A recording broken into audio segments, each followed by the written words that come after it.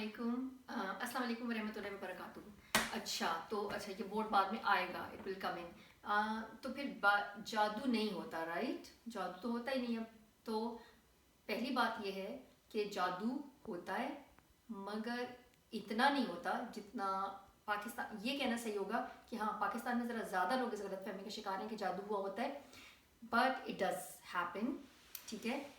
और जिसको आप कहते हैं, एक होता है सहरुल मुबीन नज़र का जादू, ठीक है, और एक होता है जिसको आप टारगेट करते हैं किसी के डीएनए पे, किसी के एनर्जेटिक फील्ड पे। टारगेटेड जो अटैक होता है कि जिसके एनर्जी का फील्ड आपने डिस्ट्रॉय करना हो। आप चूँकि पूरी दुनिया में जितने भी लोग हैं उन सब एक डिफरेंट एनर्जेटिक फील्ड पे ऑपरेट कर रहे होते हैं। आपने उनकी एनर्जी का फील्ड अगर मार्क करना है, चूँकि जो डिमोनिक एंटिटीज़ होती हैं वो एनर्जी के फील्ड को पहचान के उस पर जाके उसको आइडेंटिफाई करती हैं। उनके ऐसे रिसेप्टर्स और इस तरह की उनकी आपस की कम्युनिकेशन होती है कि वो ढूंढ लेती हैं उस एनर्जी के उसको, और फिर उसके अंदर जाके दे मेक प्लेस और आपके एनर्जी चैनल्स को यूज़ करके उस पर हॉन्ट करती हैं, उस पर थ्राइव करती हैं। तो आपकी एनर्जी क्या है, राइट? ओवरऑल फर्ज करें कि आपकी एनर्जी का मैं ये एक लाइन बना रही हूँ, ठीक है। ये टोटल एनर्जी आप में आपकी बड़ी लॉन्ग वेवलेंथ, शॉर्ट वेवलेंथ वाली, हाई फ्रीक्वेंसी वाली, लो फ्रीक्वेंसी वाली, ये तो मैंने बहुत बड़ी सी वेव्स बनाई है ना। इस तरह का स्पेक्ट्रम इतना बड़ी रेंज के साथ है, इतनी बड़ी रेंज के साथ कि बियॉन्ड योर इमेजिनेशन है। हर एक जो टुकड़ा है वो किसी स्पेसिफिक, हर सर्टन फ्रीक्वेंसी और सर्टन वेवलेंथ एक ख़ास किस्म के जॉब के लिए है।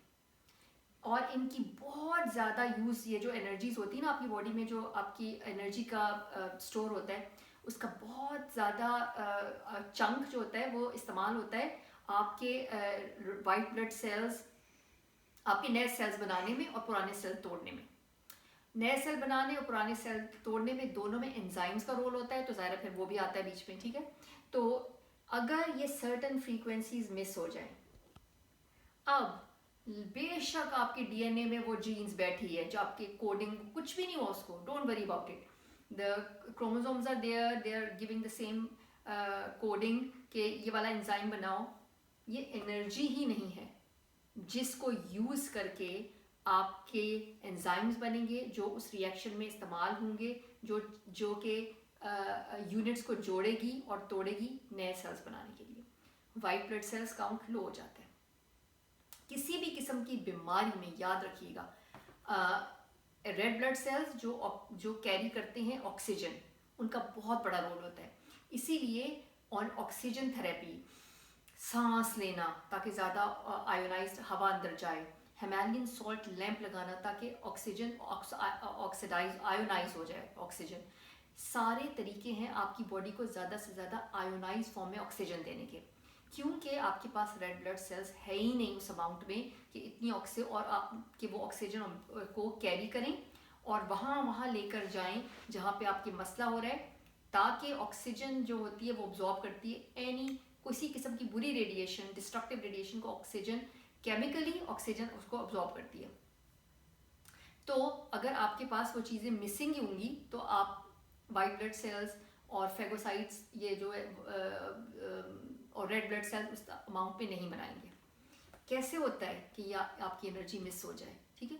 ये तो जी ख़ानदानी इनको बीमारी है, इनहेरिटरी आ रही है, ये तो जेनेटिकल है। ट्रू, जेनेटिकल है होती है, और आपको पता होगा कि इसको पता नहीं क्या फैक्टर बोलते हैं कि अगली जनरेशन में वो बीमारी कुछ 20 साल पहले मैनिफेस्ट हो जाती है। अगर दादी को 90 साल में हुई थी तो ग्रेट ग्रैंड मदर को 90 साल में हुई थी, ग्रैंड मदर को 70 में होगी उससे, और वो अगर ट्रीटमेंट नहीं करेंगी, उसको सॉर्ट आउट नहीं करेंगी, तो उससे अगली जनरेशन 50 और उससे अगली साल में 30 साल में होगी, उससे अगली में अनफॉर्चुनेटली 10 साल की उम्र में मैनिफेस्ट हो जाएगी। आम तौर पे ये इस लेवल तक जाता ही नहीं है। जिसकी एनर्जी इतनी लो होती जाती है उनको ये स्टेज आ जाती है कि दे कैन नॉट रिप्रोड्यूस।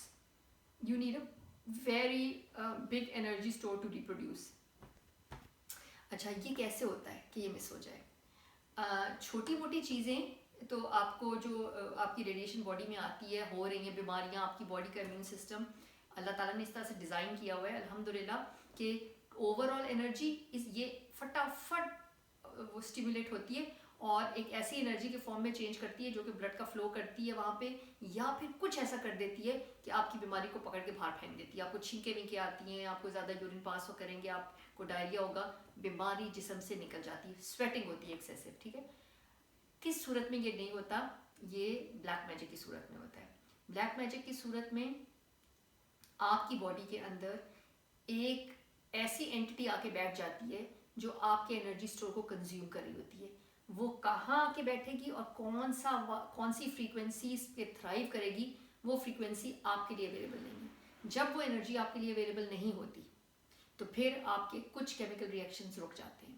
ٹھیک ہے، اب کیا ہوتا ہے کہ یہ جو انرجی آپ کے لیے اویلیبل نہیں تھی اور آپ نے کچھ نہیں کیا، آپ نے خوراک سے ہائی انرجیٹک فوڈ، آئونائز فوڈ، یہ جو ہے آئرن کی سپلیمنٹس یا پھر آئرن منرل سے، نٹس سے، سبزیوں سے، پھلوں سے نہیں لیا، گوشت سے نہیں لیا، تو پھر وہی گیپ اگلی جنریشن میں جا سکتا ہے.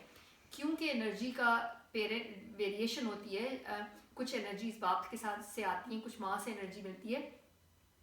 تو ہو سکتا ہے کہ اگر ایک پیرنٹ کی طرف سے دوسرے سے آ جائے تو ایک بچے میں وہ نہ ہو، دو میں یہ پرابلم نہ ہو، کسی ایک میں ہو سکتی ہے، کبھی کبھی ایک میں بھی نہیں ہوتی ہے اللہ کی رحمت سے. اس کا تعلق صرف اور صرف اللہ تعالیٰ کی رحمت سے ہوتا ہے کہ کس کے اندر یہ بیماری مینیفیسٹ کرے گی، کس میں نہیں کرے گی. رینڈم اساٹمنٹ یہی ہے، اللہ کا حکم ہے. دیر از نو سچ تھنگ ایز رینڈم اساٹمنٹ. کون سی انرجی جو کہ رسپانسبل ہے جین کو پڑھنے کے لیے کس میں جائے گی، یہ صرف اور صرف اللہ تعالیٰ کے حکم سے ہوتا ہے. اسی لیے اولاد کے لیے اور اولاد کے صحت مند ہونے کے لیے اور اولاد کو کی خوشحالی کے لیے ہم اولاد کی پیدائش سے پہلے ہی دعا کرتے ہیں. ٹھیک ہے نا، تو we'll talk about that as well انشاءاللہ. تھوڑا سا لیندی ہو گیا نا، کوئی بات نہیں، ابھی تو بہت کچھ ہے بتانے کے لیے. السلام علیکم ورحمۃ اللہ وبرکاتہ.